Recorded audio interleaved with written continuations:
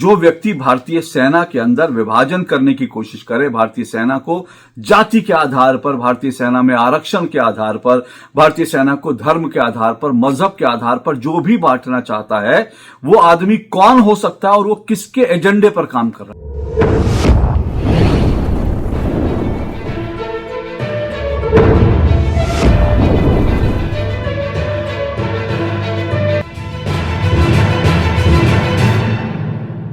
आज अगर मैं आपसे ये पूछूं कि भारत में जितने भी इंस्टीट्यूशंस हैं, जितनी भी संस्थाएं हैं, उनमें ऐसी कौन सी संस्था है, ऐसा कौन सा इंस्टीट्यूशन है जिसमें भारतीयों का इकबाल बना हुआ है, भारतीयों का भरोसा बना हुआ है। अब जो इंस्टीट्यूशंस है उसमें न्यायपालिका है, कार्यपालिका है और जो है विधायिका है। अब कह सकते हैं कि ब्यूरोक्रेसी है, अदालतें हैं, इसके अलावा चुनाव आयोग है, ऐसी तमाम संस्थाएं हैं, पुलिस है। तो अगर मैं आपसे पूछूं कि जो तमाम संस्थाएं हैं, इनमें ऐसी कौन सी संस्था है जिस पर भारतीयों का सबसे ज्यादा इकबाल है, तो आप बिना शक नाम लेंगे सेना का, भारतीय सेना का। जी हां, भारतीय सेना वो इंस्टीट्यूशन है, वो संस्था है जिस पर हर भारतीय का भरोसा लगातार बना हुआ है। अब देखिए, भारत में कुछ भी हो, भारत में कभी भी कोई अगर दिक्कत होती है, कोई नेचुरल कैलेमिटी आती है, कोई और आपदा आती है, तो हमेशा सेना को याद किया जाता है, क्योंकि मालूम है कि सेना बड़े से बड़े संकट से देश को निकाल ले जाएगी। सेना कुछ भी हो, सेना न सिर्फ भारत की सीमाओं पर, बल्कि भारत की सीमाओं के अंदर भी जो है भारतीय सेना जो भी परिस्थितियां होती है उसको संभाल लेते हैं। हम अक्सर कहते हैं कि फलाना जगह ये हो गया, ढिमकाना जगह ये हो गया, और जैसे ही हम सुनते हैं कि वहां पर सेना ने फ्लैग मार्च किया, तो ये सुनते ही हमारे मन में एक भरोसा आ जाता है कि अब सेना ने फ्लैग मार्च निकाल लिया है, तो अब कुछ नहीं हो सकता, क्योंकि हमारा सेना पर इतना भरोसा है।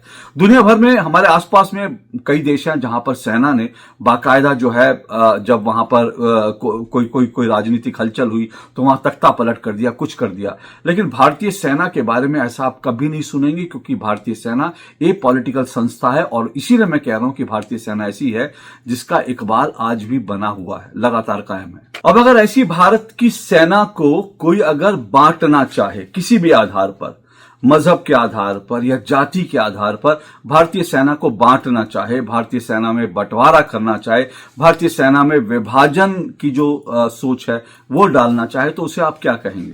आप खुद तय कर लीजिए कि जो व्यक्ति भारतीय सेना के अंदर विभाजन करने की कोशिश करे, भारतीय सेना को जाति के आधार पर, भारतीय सेना में आरक्षण के आधार पर, भारतीय सेना को धर्म के आधार पर, मजहब के आधार पर जो भी बांटना चाहता है, वो आदमी कौन हो सकता है और वो किसके एजेंडे पर काम कर रहा है, इसका फैसला आप कीजिए। लेकिन मैं एक प्योरली जो खबर है वो आपके सामने रख देता हूं, उसके बाद आप निर्णय कीजिए कि आखिर कौन है और किसके इशारे पर। सवाल यह भी उठता है कि कौन व्यक्ति है और ये किसके इशारे पर, क्योंकि अगर भारतीय सेना किसी भी रूप में कमजोर होती है तो इसका फायदा किसको होगा, और भारतीय सेना अगर किसी भी रूप में कमजोर होती है, टूटती है, बिखरती है, उसमें विभाजन की मानसिकता आ जाती है, तो कमजोर कौन होगा, इसका भी फैसला आप कीजिए।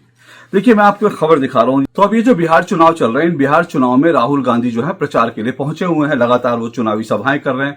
अब राहुल गांधी के मुद्दे आप जानते हैं, वो SIR, चुनाव आयोग, वोट चोरी, ये सब तो मुद्दे उठाते ही हैं। और राहुल गांधी का एक बहुत प्रिय मुद्दा जो है, तो राहुल गांधी लगातार जाति जनगणना की बात करते रहे हैं, और केंद्र सरकार ने उसका एक सोल्यूशन भी जो है दिया है। उन्होंने कहा है कि अगली जो जनगणना होगी उसमें जाति के आधार पर बात होगी। तो यहां तक तो ठीक है, जाति जनगणना की आप बात करें, आप पिछड़ों की बात करें, आप दलितों की बात करें, उनके उत्थान की बात करें, यहां तक तो सब समझ में आता है, कोई बात नहीं। लेकिन राहुल गांधी हर चीज को जाति के चश्मे से देखने लगते हैं, वो वहां पर खतरा आता है। अब यह भी ठीक है कि आप जाति के चश्मे से जो है आप भारत की ब्यूरोक्रेसी को देखें, भारत में बाकी सब चीजों को देखें, तो चलिए समझ में आता है। लेकिन आप भारत की न्यायपालिका को और भारत की सेना को भी अगर जाति का चश्मा लगाकर देखने लगेंगे, तो मुझे लगता है ये अपने आप में बहुत बहुत खतरनाक ट्रेंड है। अब देखिए, राहुल गांधी ने क्या कहा। राहुल गांधी दरअसल बिहार में कुटुंबा में एक अपना चुनाव सभा कर रहे थे। वहां उन्होंने कहा कि भारत की 500 कंपनियों की सूची देखें, आपको पिछड़े दलित वहां पर नहीं मिलेंगे, और सिर्फ जो है 10% जो शीर्ष हैं वो लोग जो है उस पर कब्जा। आप 10% का मतलब आप समझ सकते हैं, वो कह रहे हैं पिछड़े दलित नहीं मिलेंगे। 10% जो है 10% आप समझ सकते हैं, उनका इशारा ये है कि जो जो 10% जो संपन्न भी नहीं कहना चाहिए, आर्थिक रूप से नहीं, वो कहते हैं 10% जो अगड़े हैं उन्होंने सब जगह कब्जा कर रखा है। ये जब दलितों जब हिंदुओं को दलितों में, पिछड़ों में और सो कॉल्ड अगड़ी जातियों में बांटने की कोशिश होती है ना, वो लगातार राहुल गांधी कर रहे हैं। तो मैं फिर से कह रहा हूं, वो ये सब कोशिश करते हैं तो उनका समझ में आता है कि राजनीतिक उनका एजेंडा है। अब हिंदू कितना जातियों में बढ़ता है, टूटता है, ये तो हिंदुओं के ऊपर है। लेकिन बड़ा सवाल ये कि आप सेना क्यों बांटना चाहते हैं। अब राहुल गांधी ने यहां पर ये कहा कि शीर्ष जो है 10% लोग मिलेंगे आपको, ये सब कंपनियों में, ये सब तो उन्होंने कहा। उसके बाद आगे वो क्या कहते हैं, उसके बाद कहते हैं सशस्त्र बलों पर उन 10% का लोगों का नियंत्रण है, न्यायपालिका और सशस्त्र बलों, यानी वो कह रहे हैं कि सेना के अंदर जो है 10% लोगों का नियंत्रण है। ये देखिए मेरे पास उनका जो है ये बयान है। इस बयान में कह रहे हैं 10% आबादी के कंट्रोल में है भारतीय सेना। मतलब आप ये कह रहे हैं कि भारत के जो सो कॉल्ड 10% जातियां हैं उनके कंट्रोल में सेना है।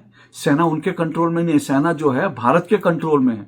सेना भारत के साथ खड़ी है और सेना में मैं कहूंगा कि हर सिपाही जो है उसका कोई मजहब नहीं होता, कोई धर्म नहीं होता, उसकी कोई जाति नहीं होती, उसकी सिर्फ एक ही जाति होती है, उसका एक ही धर्म होता है और वो धर्म है, वो जाति है भारत की रक्षा करना, भारत की सीमाओं की रक्षा करना। भारतीय सेना में जो जाते हैं वो अपने आप को जाति के चश्मे से नहीं देखते। लेकिन राहुल गांधी आखिर किस एजेंडे पर काम कर रहे हैं कि वो कहते हैं कि 10% जो है लोगों ने भारतीय सेना पर कब्जा कर रखा है। अब इससे ज्यादा अपमानजनक बयान क्या हो सकता है, इससे ज्यादा शर्मनाक बयान क्या हो सकता है। राहुल गांधी का बयान आपको सुनवाता हूं, उसके बाद फिर मैं आपको इसके डिटेल में आगे बात करूंगा। अल्पसंख्यक आदिवासी को ढूंढ के निकाल दीजिए, आपको कोई नहीं मिलेगा, आपको एक नहीं मिलेगा। सारे के सारे 10% आबादी में से आते हैं। सारा बैंक का धन उनको जाता है, सारी नौकरियां उनको जाती हैं, ब्यूरोक्रेसी में उनको जगह मिलती है। आप जुडिशरी देखिए, वहां भी उनको सब मिलता है। सेना में उनका कंट्रोल है। तो ये सुना आपने, राहुल गांधी का जो बयान है ना, ये सेना को जाति के आधार पर सेना को बांटने की एक पूरी की पूरी एक साजिश है।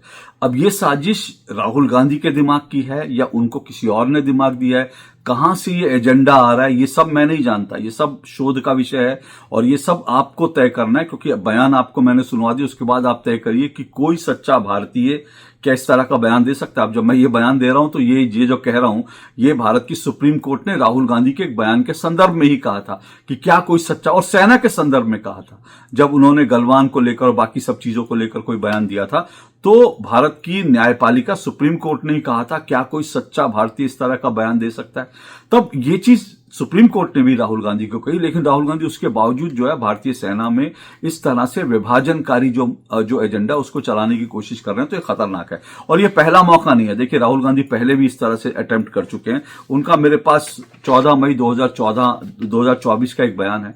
उन्होंने क्या कहा, उन्होंने कहा कि भारतीय सेना में 2 तरह के जो हैं वो शहीद होते हैं, जो बलिदानी भारतीय सेना में 2 तरह के शहीद होते हैं। और यहां पर भी उन्होंने रायबरेली में भाषण देते हुए कहा था, उन्होंने जो जवान जो है लोअर कास्ट के और जो सो कॉल्ड अपर कास्ट के होते हैं, उन्होंने कहा 2 तरह के जवानों का भी उन्होंने इस तरह से बंटवारा कर दिया कि भारतीय सेना में जो जवान भी होते हैं लोअर कास्ट के और अपर कास्ट के, जो उनको इस तरह से। अब क्या कोई भारत के लिए जो बलिदान होने वाला जवान है, क्या वो जाति देखकर होता है? वो ये देखता है कि मैं अपनी जाति के लिए कर रहा हूं? नहीं, वो भारत के लिए करता है, भारत माता के लिए वो अपने प्राण देता है, वो जाति के लिए नहीं करता। तो ये इस तरह का एजेंडा, और ये राहुल गांधी जो एजेंडा लाए थे, ये भारत की कई पार्टियों का एजेंडा, और ये बरसों से जो सेना में इस तरह की विभाजनकारी सोच लाने की कोशिश कर रहे हैं। अब देखिए समाजवादी पार्टी जो है, समाजवादी पार्टी आप जानते हैं, समाजवादी पार्टी ने जो है लोकसभा 2019 के जो चुनाव थे, 2019 के चुनाव में जो समाजवादी पार्टी का जो घोषणा पत्र था, बाकायदा उस घोषणा पत्र में समाजवादी पार्टी ने कहा था कि हम लोग सत्ता में आएंगे तो अहीर रेजिमेंट बनाएंगे, यानी यादव रेजिमेंट बनाएंगे। अब ये जाति के आधार पर क्यों? इसी तरह से चंद्रशेखर रावण जो है वो कहता है कि हमें चमार रेजिमेंट चाहिए, और उसी तरह से एक और जो है एक दलित संगठन है, उन्होंने कह दिया हमको वाल्मीकि रेजिमेंट चाहिए। अब इस तरह से जो है जातियों के आधार पर अगर आप सेना में ये सब करने लगेंगे तो फिर सेना में क्या होगा, कहां जाएगी सेना? लेकिन अब यहां पर एक सवाल उठता है, बहुत सारे लोगों के दिमाग में चल रहा होगा, बहुत सारे लोग ये कह सकते हैं कि सेना में अभी भी तो सिख रेजिमेंट होता है, सेना में अभी भी तो मराठा रेजिमेंट होता है, गोरखा रेजिमेंट होता है, राजपूताना राइफल्स होते हैं, तो जातियों के आधार पर तो पहले ही है। तो अगर पहले भी है तो फिर अब करने में क्या हर्ज है? कर देना चाहिए। बहुत सारे लोग ये कह सकते हैं, लोगों के जहन में सवाल ये आ सकता है। लेकिन अब मैं आपको एक खुलासा करने जा रहा हूं, बहुत ध्यान से सुनिएगा, क्योंकि ये जो आज जो मराठा रेजिमेंट, ये जो राजपूताना राइफल्स, ये सब जो है ना, ये सब भी जाति के आधार पर है। लेकिन ये चीजें जो है, ये एक जो है, ये सब चीजें कहां से आई, इसके बारे में आपको जानना जरूरी है। देखिए, ये जो है ना, ये सारी चीजें अंग्रेजों ने शुरू की थी। और अंग्रेजों ने कब की थी? जब 1857 में सेना ने विद्रोह करा था। 1857 मंगल पांडे याद है आपको? जब सेना ने विद्रोह किया था अंग्रेजों के खिलाफ, तब जो है ये जो है अंग्रेजों के दिमाग में जो है एक षड्यंत्र आया था। उन्होंने तब ये सोचा था कि वे सेना को अपने कंट्रोल में कैसा रखना है। तो जोनाथन नील करके उन्होंने एक कमीशन बनाया। तो जोनाथन नील ने क्या कहा? उन्होंने कहा जो वॉरियर, जो लड़ने वाली जो जातियां हैं ना, उनको उनके आधार पर, उनकी जाति के आधार पर अगर उनको करा जाए और उस तरह से जाति के आधार पर इनको कंट्रोल रखेंगे तो शायद वो हमारे कब्जे में रह पाएंगे और शायद हम ऐसा कर पाएंगे। तो इसी तरह की विभाजनकारी सोच थी, नहीं तो कोई उसकी जरूरत नहीं थी। उन्होंने विभाजनकारी सोच के चलते सेना में इस तरह के जो है जाति के आधार पर रेजिमेंट्स वगैरह बना दिए। अब सवाल ये कि आजादी के बाद हम ऐसा क्यों करें? देखिए, आजादी के बाद जो है ये सेना में चल रहा था, सेना में आज भी चल रहा है। तो लेकिन सेना में जो चल रहा है ना, अब इसको समझने की जरूरत है। सेना में जो राजपूताना राइफल है, जो मराठा, इसमें ऐसा नहीं है कि मराठा रेजिमेंट में मराठी ही होंगे, राजपूताना राइफल में राजपूत ही होंगे, ऐसा नहीं है। ये नाम जरूर है जो एक परंपरा के तहत चल रहा है, लेकिन राजपूताना राइफल्स में राजपूत भी होते हैं, गुर्जर भी होते हैं, साथ साथ उनके मुस्लिम भी होते हैं। इसी तरह से मराठा रेजिमेंट में गैर मराठा भी होते हैं। इसी तरह से जाट जो है उनमें दूसरे लोग भी होते हैं। तो ये जो चीजें हैं ना, ये सेना जाति के आधार पर। लेकिन जब आप सेना में ये चाहते हैं कि सेना का अध्यक्ष जो है जाति के आधार पर चुना जाए, क्योंकि 10% लोगों का उस पर कब्जा है, सेना का अध्यक्ष जाति के आधार पर हो और उसके नीचे जो उसके डिप्टी हों, जो जनरल्स हों, वो उनमें अगर आपके पास जो है 50 जनरल हैं तो उसमें जो है जाति के आधार पर करते हैं कि 10 इस जाति को, 10 इस जाति को 10।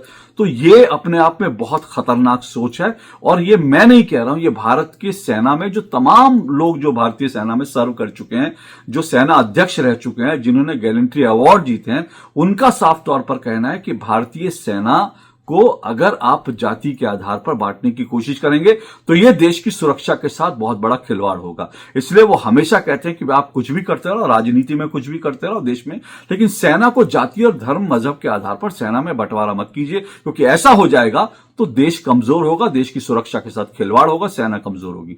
लेकिन राहुल गांधी है कि मानते नहीं, उसके बावजूद वो इस तरह के बयान देते हैं। भारत में कई विपक्षी पार्टियां इसके समर्थन में खड़ी हो जाती है, क्योंकि उनको लगता है ऐसा करने से किसी जाति विशेष के वोट उनको मिलते रहेंगे और जाति की राजनीति करके ही वो हिंदुओं को जिस तरह से बांट करके राज करना चाहते हैं। क्योंकि अभी बिहार चुनाव चल रहे हैं, वहां प्रशांत किशोर को सुन लीजिए, प्रशांत किशोर भी यही कहते हैं कि हिंदुओं को जो है बांट दो और मुस्लिम वोट जो है इतना वो बाकायदा ममता बनर्जी का बताते हैं कि ममता बनर्जी को जो जीत का फॉर्मूला मैंने दिया कि मुस्लिम्स को एक तरफ वो आपके कंसोलिडेट वोट है, हिंदुओं में से इतने फीसदी हिंदुओं को निकाल लो तो फिर आपका विनिंग कॉम्बिनेशन बन जाता है, यानी हिंदुओं को बांट दो, मुस्लिम तो एक साथ है। तो ये जो सोच है ना, हिंदुओं को बांटने की सोच, तो राजनीतिक रूप से जो है इसका फैसला जो है हिंदुओं को करना चाहिए। लेकिन सेना को अगर बांटने की कोई बात करता है तो मुझे लगता है ये देश की अस्मिता के साथ, देश की सुरक्षा के साथ खिलवाड़ है। और इसका पीछे दिमाग किसका है, कहां से सोच आ रही है, कहां से साजिश है, इस सब के ऊपर जो है गौर करने की जरूरत है। क्योंकि ये देश की सुरक्षा के साथ खिलवाड़ है और हमको सेना के साथ, देश की सुरक्षा के साथ कोई खिलवाड़ करने का सोचना भी नहीं चाहिए, करना तो बहुत दूर की बात है। आज के लिए इतना ही, नमस्कार।